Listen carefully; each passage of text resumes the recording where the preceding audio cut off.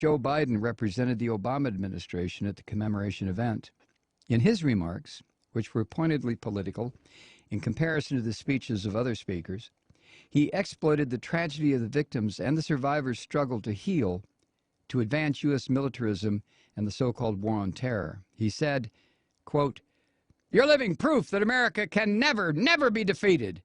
You've become the face of America's resolve, not unlike what happened in 9/11, the face of America's resolve for the whole world to see. They try to instill fear so that we will jettison what we value the most and what the world most values about us.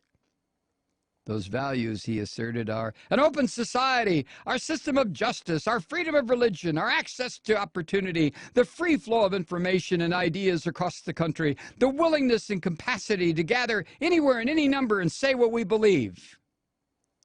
End quote.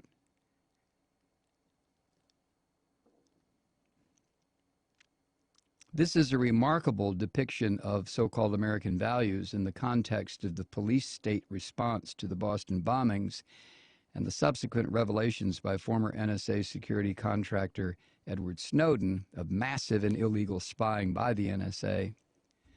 Biden passed over these inconvenient contradictions, bellowing to his audience that with the next Monday's running of the Boston Marathon, "You'll be sending a resounding message around the world, not just to the rest of the world, but to the terrorists, that we will never yield, we will never cower.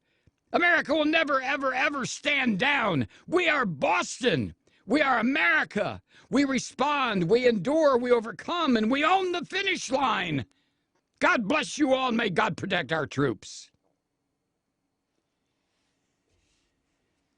The vice president's jingoistic appeal must have struck not a few of those victims and their families in attendance as both inappropriate and distasteful.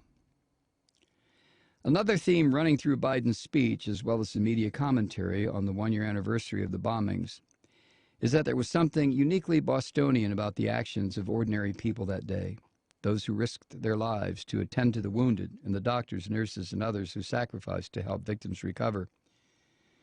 Praising the bravery of an individual who came forward to help one of the victims, Biden said, "The normal human instinct is to run from, not to, danger." In fact, it is shown time and again in such catastrophes, both natural and man-made, that the ordinary citizen instinctively sacrifice and render aid to those in need. It is the official response of the authorities that is consistently lacking. In the wake of the Boston bombings, the political establishment has sought to whitewash the actions of the police agencies and conceal their role from the public. Tuesday's official commemoration continued this trend with a joint effort by the media and the politicians to exploit the tragedy so as to advance a reactionary political agenda.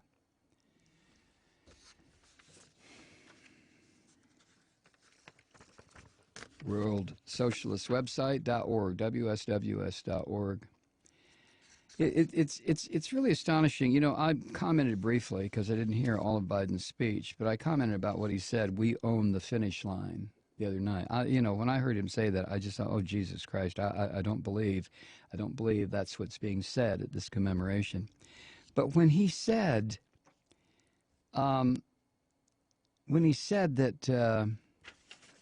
where is it?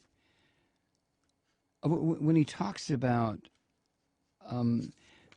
this America, what the hell America is he talking about?